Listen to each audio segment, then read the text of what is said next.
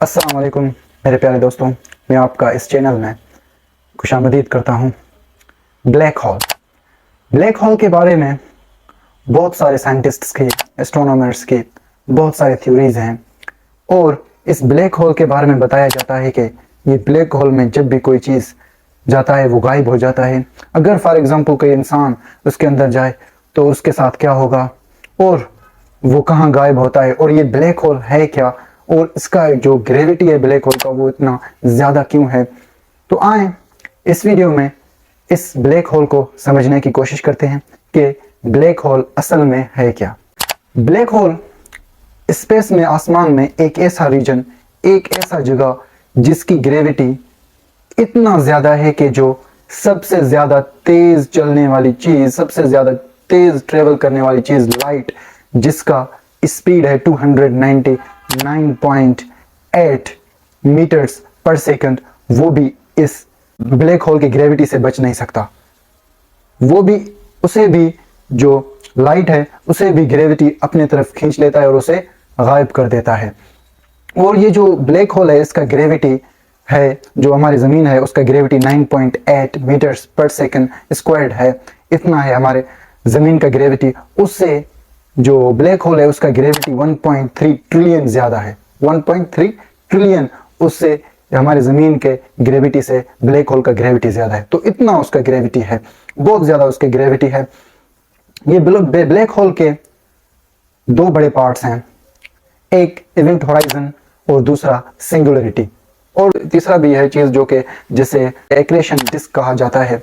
ये accretion disc, ये चौ तरफ आप ब्लैक होल के चौ तरफ आप देख सकते हो, जैसे टारपेडो होता है, वो जैसे विरल विंड होता है, उसकी तरह ये आप देख सकते हैं। ये इसे एक्रेशन डिस्क कहा जाता है। फिर उसके बाद इवेंट होराइजन है, ये बाउंड्री है ब्लैक होल के अंदर जब, और इसके अंदर एक पॉइंट है जिसे सिंगुलरिटी कहा जाता है।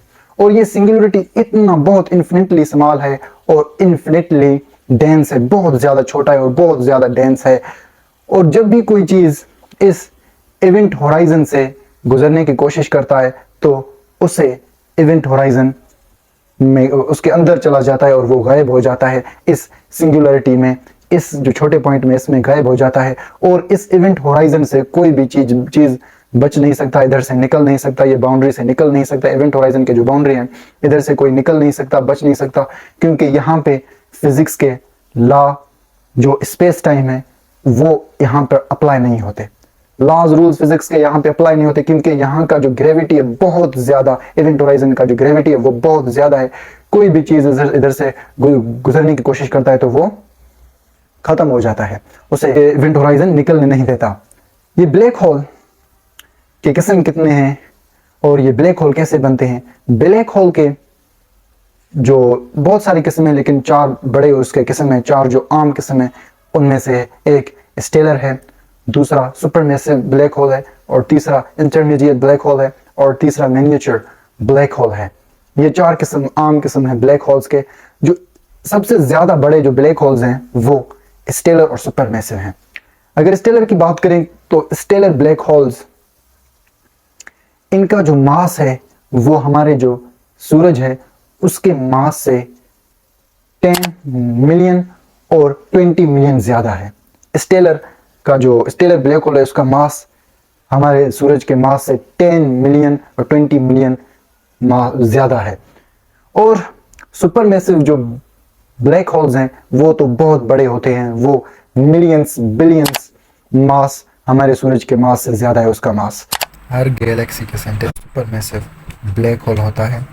और हमारा जो मिल्की वे गैलेक्सी है उसके सेंटर, उसके मरकज़ में जो सुपरमैसिव है उसे सजिटेरियस ब्लैक होल कहा जाता है। और ये सजिटेरियस ब्लैक होल का जो मास है वो 4 मिलियन सन्स मीन्स 4 मिलियन सूरज से ज़्यादा उसका मास है। ये जो ब्लैक होल्स हैं ये कैसे बनते हैं?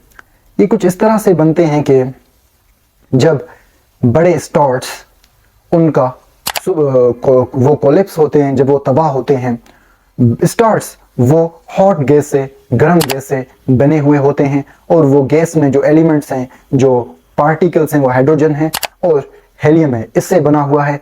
और हाइड्रोजन गैस को, हाइड्रोजन को उसके एलिमेंट्स हेलियम में स्मैश होते हैं, वो उनको तोड़ा जाता है और फिर ये हॉट गैस पैदा होता है जो कि स्टार्स को शाइनिंग, ये चमक देता है। फिर स्टार्स ये जलते रहते हैं। जो हेलियम है वो हाइड्रोजन को फ्यूल की तरह इस्तेमाल करता है और फिर स्टार शाइनिंग करता रहता है। और ग्रेविटी है स्पेस में, उसके बीच, उसके पुल में और जो स्टार के पुश है उसके बीच में बैलेंस होता है, तो तब स्टार शाइनिंग करता रहता है। जब वो बैलेंस खत्म हो जाता है तो स्टार कोलैप्स करता है, तबाह हो जाता है। तो स्टार कोलैप्स होता है, तबाह होता है, तो इसे सुपरनोवा कहा जाता है। उस वक्त होती है जब हॉकिंग रेडिएशन, ये 1974 में हॉकिंग ने ये एनर्जी इसको ढूंढा था हॉकिंग रेडिएशन ये हाइपोथेटिकल पार्टिकल्स हैं स्टार में, और फिर उसको हॉकिंग रेडिएशन का नाम दिया था। जब ये हॉकिंग रेडिएशन स्टार से खारिज होना, एमिट होना शुरू करता है, तो इस हॉकिंग रेडिएशन जब खत्म होता है स्टार से तो वो कोलैप्स होता है, तबाह होता है, तो सुपरनोवा होता है, एक्सप्लोजन होता है। तो उसके बाद अगर जो स्टार तबाह हुआ उसका मास 8 या 10 मिलियन मास होता है तो वो स्टेलर ब्लैक होल को जन्म देता है। अगर उसका जो मास होता है वो 10,000 मिलियन से ज्यादा होता है और करोड़ से ज्यादा होता है तो क्या होता है कि वो सुपरमैसिव ब्लैक होल को जन्म देता है। अगर छोटा होता है तो वो नेबुला को जन्म देता है, और अगर छोटा होता है तो वो न्यूट्रॉन स्टार को जन्म देता है। तो ब्लैक होल्स कहाँ से बनते हैं? ये स्टार के एक्सप्लोजन से बनते हैं। जब स्टार का जो हाइड्रोजन खत्म हो जाता है, जब स्टार का बैलेंस जो उसके बीच में और ग्रेविटी के बीच में बैलेंस होता है, स्टार ग्रेविटी को पुश करता है और ग्रेविटी उसे पुल करता है, तो उसके बीच में बैलेंस होता है, वो खत्म होता है, हाइड्रोजन खत्म हो जाता है, हॉकिंग रेडिएशन खत्म हो जाता है, तो उसके बाद जो स्टार तबाह हो जाते हैं और फिर ब्लैक होल बनते हैं। ये ब्लैक होल ये कुछ ऐसा है कि बहुत सारा मास छोटे वॉल्यूम में पैक्ड हुआ होता है, कंप्रेस दबाया हुआ होता है। इसकी वजह से इसका ग्रेविटी बहुत ज्यादा होता है और इसकी वजह से इससे कोई चीज बच नहीं सकता। और ये जो ब्लैक होल्स हैं ये तो इनविजिबल हैं, ये तो आंखों को नजर नहीं आते। ये नजर नहीं आते तो साइंटिस्ट, एस्ट्रोनॉमर्स इनको कैसे देखते हैं और उनको कैसे पता लगता है कि ये इधर जो है ना ब्लैक होल्स हैं? उनको इस तरह से उनको पता चलता है कि जब उनका असर होता है जो उन चीजों पर, उन ऑब्जेक्ट्स पर जो ब्लैक होल्स के करीब होते हैं। जो ब्लैक होल्स के करीब होते हैं ऑब्जेक्ट्स, तो उनको ब्लैक होल्स खुद की तरफ खींचते हैं, उनको पुल करते हैं खुद की तरफ, तो उनका असर उन पर होता है। तो इधर से साइंटिस्ट को पता चलता है कि इधर ब्लैक होल्स हैं।